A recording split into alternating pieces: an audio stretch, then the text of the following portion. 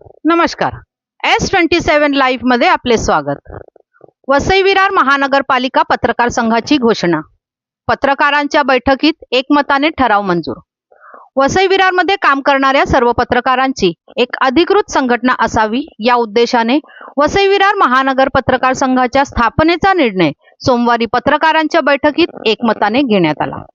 निवडणुकीद्वारे संघटनेची कार्यकारिणी निवडली जाणार असून लवकरच संघटनेच्या सदस्यांची नोंदणी करण्यात येणार आहे. ही संघटना पालिकेच्या अखत्यारीत अधिकृत संघटना असणार आहे. वसई विरार महापालिकेचे आयुक्त पृथ्वीराज BP यांच्या सूचनेनुसार पालिकेच्या अधिकृत पत्रकार संघटनेच्या स्थापनेला गती मिळाली होती. ही संघटना कशी असावी, त्याची कार्यकारिणी कशी निवडली जावी यासह विविध बाबींवर चर्चा करण्यासाठी सोमवार 27 एप्रिल रोजी वसई विरार महानगरपालिका मुख्यालयात एका महत्त्वपूर्ण बैठकीचे आयोजन करण्यात आले होते. या बैठकीत 90हून अधिक पत्रकार सहभागी झाले होते. त्यात मराठी, हिंदी आणि इंग्रजी भाषिक वृत्तपत्रे, साप्ताहिके, वृत्तवाहिन्या, डिजिटल पोर्टल, YouTube वृत्तवाहिन्यांचे पत्रकार, संपादक आणि प्रतिनिधी उपस्थित होते. महिला पत्रकारांची उपस्थिती लक्षणीय होती. यावेळी सर्व पत्रकारांची अधिकृत संघटना असावी असा निर्णय घेण्यात आला.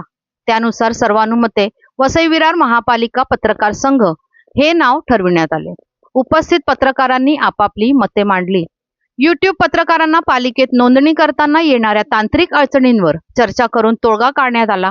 सर्व सक्रिय पत्रकार संघटनेचे सभासद असतील, कुठलाही भेद केला जाणार नाही आणि सर्व पत्रकार समान मानले जातील अशा मुद्द्यांवर एकमत झाले. संघटनेची सदस्य नोंदणी प्रक्रिया लवकरच सुरू केली जाणार आहे. सदस्य नोंदणी झाल्यानंतर निवडणुकीचा कार्यक्रम जाहीर करण्यात येणार आहे. कुठलाही वादविवाद न होता ही बैठक पार पडली. धन्यवाद. चॅनलला लाईक, शेअर, सबस्क्राईब जरूर करा. तर हा पत्रकार संघ कोणाच्याही मालकीचा नसणार, हा महापालिकेचा पत्रकार संघ असणार आहे. जो पत्रकार वसईमध्ये सक्रिय आहे, सक्रिय म्हणजे जो काम करतो, असं नाही की फक्त प्रेस कार्ड आणि मी वसईत राहतो तो पत्रकार, असं चालणार नाही. जो सक्रिय पत्रकार आहे तो या संघटनेचा सदस्य बनणार. पण सदस्य बनण्यासाठीची अट काय असणार आहे? त्याच्याकडे नोंदणीकृत वर्तमानपत्र असणे गरजेचं आहे, त्याच्याकडे आय कार्ड असणे गरजेचं आहे. त्याची नोंदणी महापालिकेमध्ये होणार आहे. महापालिकेत नोंदणी झाल्यानंतर तो आपल्या संघटनेचा सदस्य बनेल आणि सदस्य बनल्याने जे काही मेंबर आपले असतील 100, 150, 200 असतील ते मेंबर होतील आणि ते मेंबर आपले पदाधिकारी निवडतील. आता कोणाला पदाधिकारी करायचं, ही संघटना परत सांगतो कोणाची मालकीची नाही, ही प्रत्येकाची आहे. प्रत्येकाला वाटलं पाहिजे की संघटना माझ्या स्वतःची आहे, माझ्या मालकीची, माझ्या हक्काची संघटना आहे, त्यामुळे तो संघटनेत काम करू शकेल. तर आपले जे सदस्य असतील ते निवडणूक घेतील आणि निवडणुकीमधून आपण आपले सदस्य निवडणार आहोत. तर ज्याला कोणाला अध्यक्ष बनायचे, पदाधिकारी बनायचे, की आपली नावं देतील. नावं दिल्यानंतर आपण त्याची निवडणूक घेऊ. आता नावं कशी द्यायची? आज आहे 27 तारीख. आज काही लोक उपस्थित आहेत, काही लोक गैरहजर आहेत. तर सगळ्यांची नावं आपण 10 तारखेपर्यंत सगळ्यांनी आपली नावं द्यायची आहेत. नावं, आपल्या दैनिकाचं नियुक्तीपत्र, आय कार्ड जे काय असेल ते डॉक्युमेंट्स आपण गणेश पाटलाला सबमिट करायचं. PRO गणेश पाटील त्यांच्याकडे आपण सबमिट करायचं. हां, 10 मे पर्यंत प्रत्येकाने आपापली नियुक्तीपत्र, ओळखपत्र आणि जी काही डॉक्युमेंट्स असतील पेपरकडून मिळालेली ती त्यांनी सबमिट करायचं. आता अनेक पत्रकार जे आहेत ते YouTube चालवतात. YouTubeला तांत्रिकदृष्ट्या मान्यता नाही आहे, पण त्यांचं कुठेतरी एखादं साप्ताहिक असेल, काय असेल ते करू शकतात. आता कीर्ती YouTubeवर चालू आहे, पण ती दुसऱ्या पेपरमध्ये सुद्धा काम करते. अशा दैनिकाचे ओळखपत्र, नियुक्तीपत्राकडे चालतील.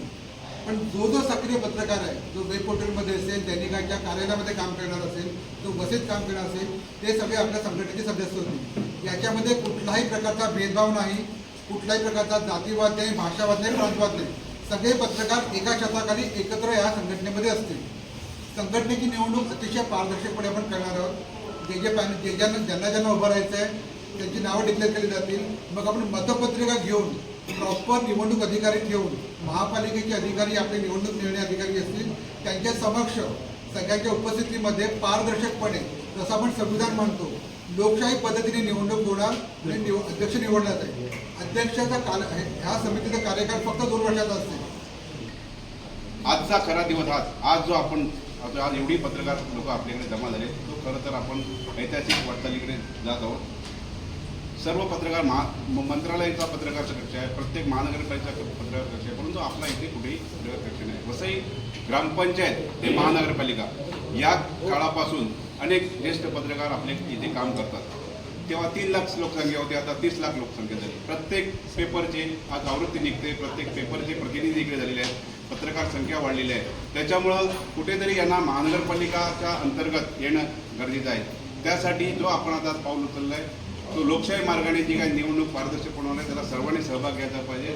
आपला जे काय अटी कंडिशन ठरतील त्या सर्वांना सांगितले जातील आणि प्रत्येकाने कुठलाही भेदभाव न करता, कुठलाही राजकारण न करता एका व्यासपीठाखाली, कारण एकटा माणूस चालू शकतो पण संघटना म्हणून आपण इतिहास घडवू शकतो आणि आपल्याला आता इतिहास घडवायचा आहे. आपण इतिहासाचे खरे साक्षीदार होणार आहोत हे लक्षात घ्या, कारण खूप मोठ्या प्रमाणात एवढी लोकसंख्या कुठल्याही पत्रकार संघाकडे नाही आहे.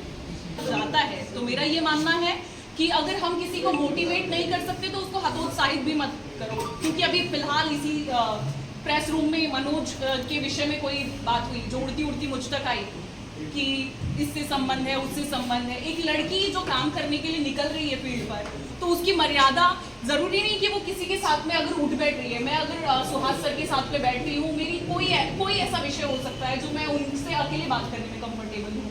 सवाल ये है कि पत्रकारिता मतलब पत्रकार का यही है कि वो सवाल पूछे.